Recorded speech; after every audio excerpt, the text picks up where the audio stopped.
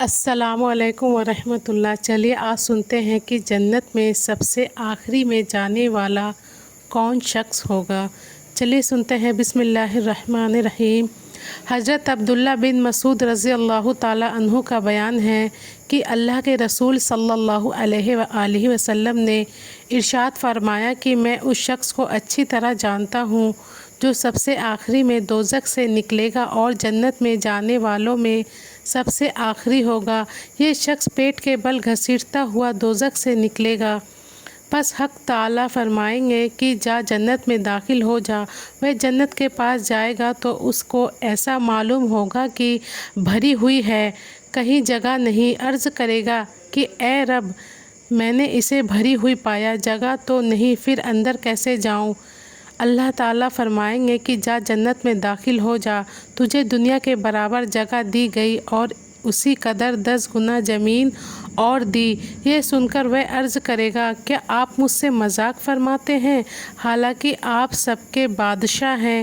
حضرت ابن مسعود رضی اللہ تعالیٰ عنہ کا بیان ہے کہ میں نے رسول اللہ صلی اللہ علیہ وسلم کو دیکھا کہ یہ فرما کر ہنسے، یہاں تک کہ آپ کی آخری داڑھیں ظاہر ہو گئیں کہ بیچارہ اتنی بھاری دین کو، جس کا اس نے کبھی سپنا بھی نہیں دیکھا تھا، مذاق سمجھا۔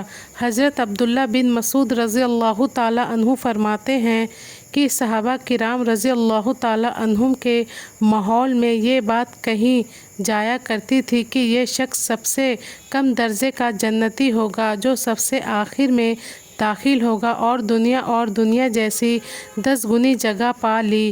حضرت عبداللہ بن مسعود رضی اللہ تعالیٰ عنہ سے آخری جنتی کے داخلے کا واقعہ اس سے زیادہ تفصیل کے ساتھ بھی روایت میں کیا گیا ہے۔ فرماتے ہیں کہ نبی کریم صلی اللہ علیہ وسلم نے ارشاد فرمایا کہ سب سے آخری شخص جو جنت میں جائے گا وہ ہوگا جو دوزخ سے نکلنے کی ہمت کر کے کبھی پاؤں چلے گا اور کبھی گر پڑے گا اور کبھی اس کو آگ کی لپٹ جھلسے گی۔ پس جب گرتا پڑتا دوزخ سے نکل کر آگے بڑھ جائے گا تو اس کی طرف دیکھ کر کہے گا کہ برکت والا ہے وہ سب سے بڑا خدا جس نے مجھے تجھ سے نجات بخشی۔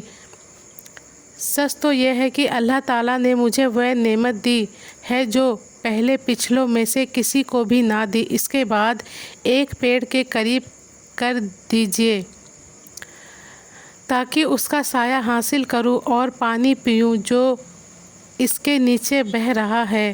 اللہ تعالیٰ فرمائیں گے، عجب نہیں، اگر میں تجھے یہ نعمت دے دوں تو اس کے بعد تو اور کوئی درخواست تو نہیں کرے گا؟ وہ عرض کرے گا کہ اے رب، نہیں، ایسا نہ کروں گا، اور عہد کرے گا کہ اس کے بعد اور کچھ نہ مانگوں گا۔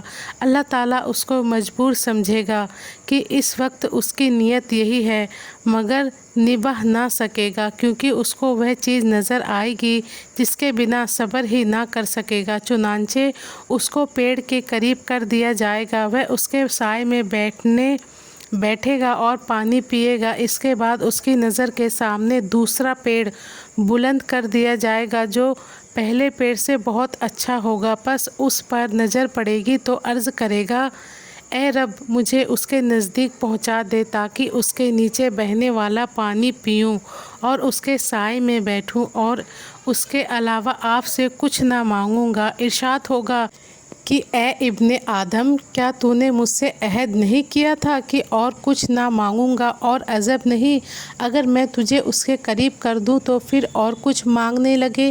پس وہ عہد کرے گا کہ اس کے سوا اور کچھ نہ مانگوں گا۔ اللہ تعالیٰ اس کو مجبور کہے گا کیونکہ اس کے بعد اس چیز پر نظر پڑے گی جس کے بغیر صبر ہی نہ کر سکے گا۔ پس اس پیڑ کے پاس اللہ تعالیٰ پہنچا دے گا اور اس کا سایہ لے گا اور پانی پیے گا۔ اس کے بعد جنت کے دروازے کے قریب ایک پیڑ اس کے سامنے کر دیا جائے گا جو پہلے دونوں پیڑوں سے زیادہ خوبصورت ہوگا۔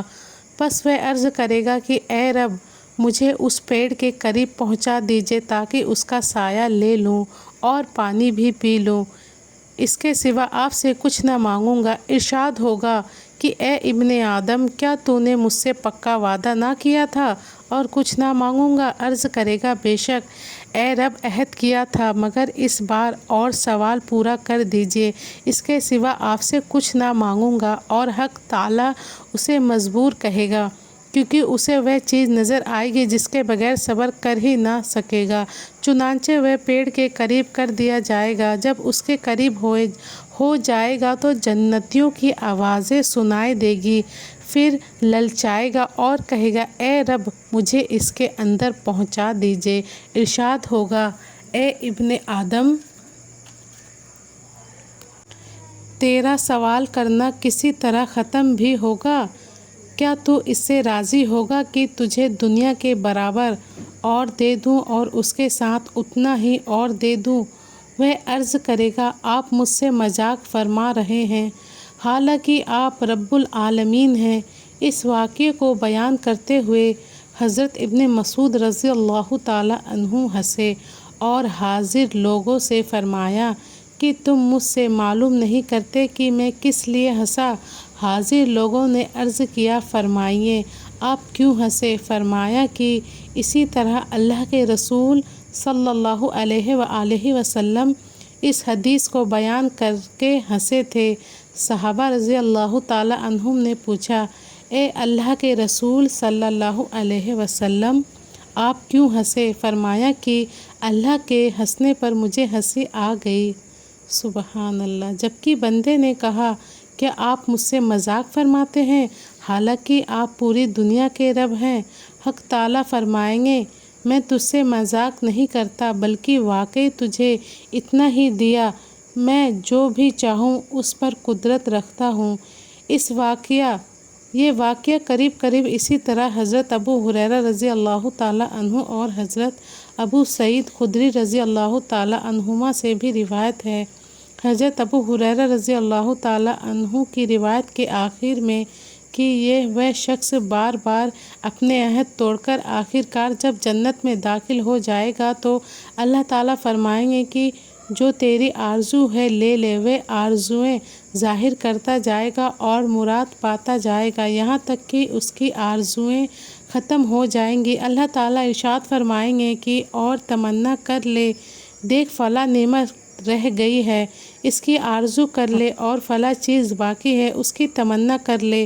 اس طرح سے اللہ تعالیٰ اس کو آرزوئیں یاد دلاتے جائیں گے اور ہر آرزو پوری کرتے رہیں گے یہاں تک کہ جب آرزوئیں ختم ہو جائیں گی تو اللہ تعالیٰ فرمائیں گے کہ جو کچھ تو نے تمنائیں کی ہیں وہ سب تجھ کو دیا اور اتنا ہی اور دیا۔